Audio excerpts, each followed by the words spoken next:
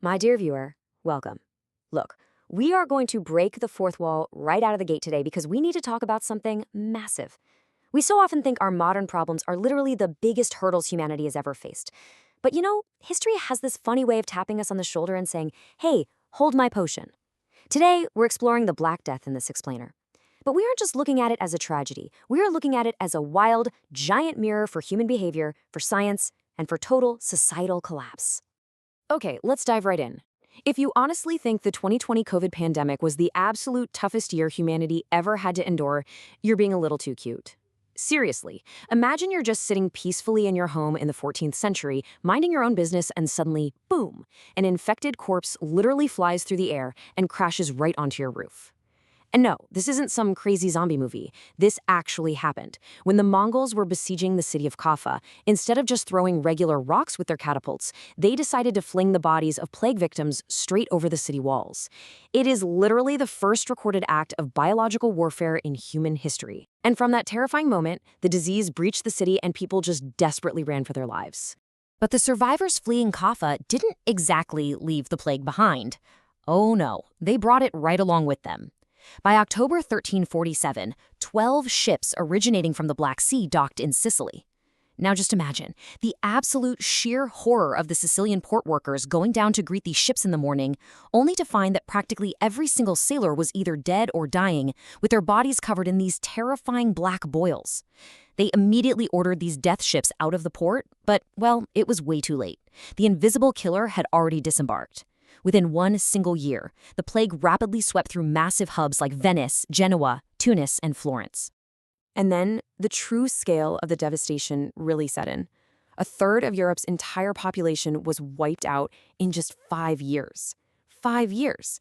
That is a demographic collapse so fast and honestly so severe that it's almost impossible for our modern minds to even comprehend it. Entire villages were just left completely empty. People were literally abandoning their sick loved ones out of sheer, unadulterated terror. 150. It took a staggering 150 years for Europe's population to recover from this massive loss. I mean, think about that. A century and a half just to get back to the exact same population baseline they had before those 12 ships ever arrived in Sicily. Section 1. The Comedy of Medieval Medicine. Without the knowledge of germ theory, the medical community back then was just completely, hopelessly clueless. Since they obviously couldn't see bacteria, they just blamed the plague on meteors, or bad air, which they called miasma. But wait, here is my absolute favorite. Some doctors genuinely believed that when a patient was dying, an evil eye or some dark spirit would physically shoot out of the dying person's eyes and infect whoever was standing closest to them. I mean, it's almost funny until you realize these were the leading scientific theories of the day. It really shows the massive gap between human panic and actual logic. So naturally, we get to this guy. We've all seen this iconic, super creepy beak-shaped mask. It was actually invented a bit later by a 17th century French doctor named Charles Delorme. But the beak wasn't some kind of advanced biological filter. No, it was basically a medieval air freshener. They stuffed the beak with herbs, perfumes, and spices because they thought the disease was quite literally made out of the bad smells coming from the dying. It was just a desperate attempt to block out the stench of death, not actual medicine. But hey, if you think the air freshener mask was weird, wait until you hear about the English chicken treatment. This was a real, documented medical procedure. Step 1, take a live chicken and strap it directly onto the patient's black boils. Step 2, wait for the chicken to get sick, because clearly, obviously, the chicken is magically absorbing the illness. Step 3, the chicken dies, and then the patient dies right after. Literally, the only thing this highly technical procedure achieved was killing poultry alongside the patients. It's rapid-fire comedic absurdity at its finest, but a terrifying reality if you were the one actually living through it. Section 2. Conspiracy Theories and Social Collapse. So, what happens when medicine completely fails? When the chickens and the perfumes just don't work? Society turns to its darkest instincts. When humans can't explain a disaster, they desperately look for a scapegoat, a villain they can actually punch. This primitive fear led to horrific scapegoating. Marginalized minorities, specifically Jews and Romani people, were accused of poisoning the wells. This led to brutal, organized massacres, especially in Germany, forcing so many to flee to Eastern Europe. And the really tragic part? Pope Clement VI actually issued a decree in 1348 defending them using pure, simple logic. He pointed out that the accused minorities were dying of the plague just as fast as everyone else. But, in a panic, fear is always louder than logic. And all this fear manifested in other really extreme ways. Groups known as the Flagellants completely believed the plague was a divine punishment for humanity's sins, so thousands of them wandered from city to city, publicly whipping themselves with metal-tipped leather to repent and seek divine forgiveness. But here is the ultimate tragic irony. By traveling in massive groups from infected cities to uninfected cities, bleeding openly in the streets, they essentially became a medieval super-spreader event. Their whole attempt to stop the plague was physically carrying it right to new victims. Section 3. A blessing in disguise, the birth of modern Europe. Now, this brings us to a massive plot twist. Out of this apocalyptic nightmare, the foundations of the modern world were actually built. Historian Mark Bloch and researcher Shevka Pamuk point out something super fascinating. With so many people gone, the peasants who actually survived suddenly found themselves incredibly valuable. There was a huge labor shortage. If a landowner wanted his fields worked, he had to pay up.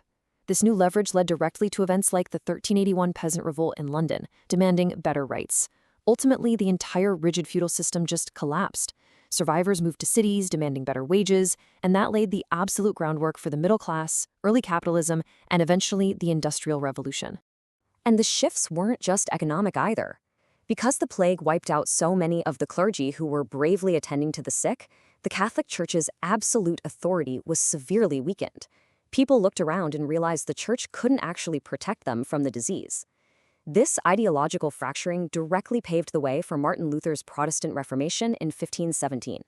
That split caused 131 years of religious wars across Europe, which eventually forced leaders to draw hard borders and create the modern nation-state system we recognize today. The map of the modern world was quite literally drawn right in the ashes of the Black Death. Section 4. The Scientific Resolution. So how did we finally beat it? How did humanity finally stop whipping themselves, throw away the plastic chickens, and actually embrace observation? Well, the breakthrough came when people started observing real patterns instead of relying on superstition. In 1377, the city of Ragusa, which is now Dubrovnik, implemented a strict policy requiring incoming ships to isolate for 30 days. This was later extended to 40 days. Now, the Italian word for 40 is quaranta, which gave birth to a word we all know incredibly well today, quarantine. This was a huge shift. It was the very first time humanity used a practical, observational policy to fight a disease. Even with quarantine, the true identity of the killer remained a total mystery for centuries. It wasn't until the invention of advanced microscopes that we finally saw the culprit. In 1894, French scientist Alexander Yersin looked through a lens and discovered Yersinia pestis, a tiny rice-shaped bacteria. It wasn't bad air, it wasn't a meteor shower, and it certainly wasn't an evil eye. It was just a microscopic organism transmitted to humans by fleas living on rats. And here is the ultimate punchline of history.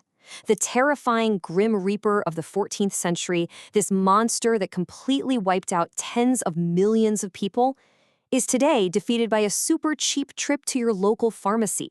A simple course of basic antibiotics literally stops the Black Death right in its tracks. Section 5. The ultimate battle, fear versus science. So we cured the plague. Science won, right? Well, let's connect this history directly back to you, sitting at home right now. Because this ultimate battle isn't really just about bacteria. It's about human nature. They say history doesn't repeat itself, but it sure does rhyme. Back in the 14th century, people blamed minorities and relied on wild rumors. Fast forward to the 2020 COVID pandemic. According to a UN report, we saw a massive spike in hate crimes against Asian Americans, widespread misinformation absolutely tearing through social media, and people literally protesting the very science meant to save them. Despite all our amazing advanced technology, our initial gut reaction to the unknown hasn't actually changed all that much in 700 years. Listen to this quote for a second. The most dangerous battle for humanity is the one inside itself, between primitive fear and logical science. While our scientific evolution is just incredibly rapid, we developed a COVID vaccine in a single year, whereas it took centuries to figure out the plague. Human fear still remains our biggest obstacle. Fear tells us to panic, to hate, to blame. Science tells us to observe, to collaborate, and to cure. So, I want to leave you with this final, slightly ridiculous, but deeply serious question. If you were somehow transported back to the 14th century, armed only with the knowledge they had at the time, would you treat yourself with a chicken or an egg? My dear viewer, I hope this explainer showed you not just how far our medical science has come, but how far our minds still have to go. Don't forget to check the sources for all the data we explored today. Keep learning, stay incredibly curious, and always, always trust logic over fear.